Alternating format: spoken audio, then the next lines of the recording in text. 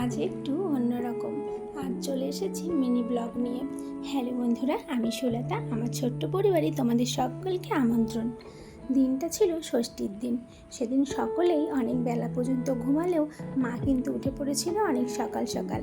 আমি ঘুম থেকে উঠেই মাকে খুঁজতে খুঁজতে রান্নাঘরে এসেই দেখি মায়ের কিন্তু অনেকটাই রান্নাবান্না হয়ে গেছে।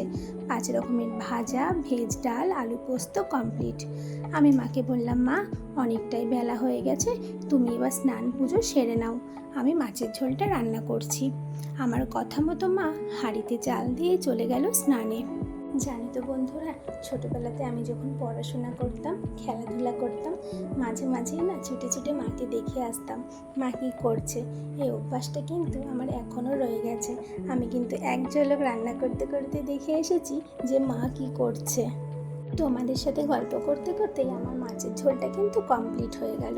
চলো তাহলে লাঞ্চটা রেডি করা যাক। আজকে লাঞ্চে ছিল ভাত, মাছ ভাজা, কাঁকরোল ভাজা, গাজর ভাজা, পটল ভাজা, বেগুন ভাজা, সাথে ছিল আলু পোস্ত আর শাক, আর ছিল কাতলা মাছের ঝোল আর ভেজ ডাল। এই যে মায়ের জামাইয়ের খাবার রেডি।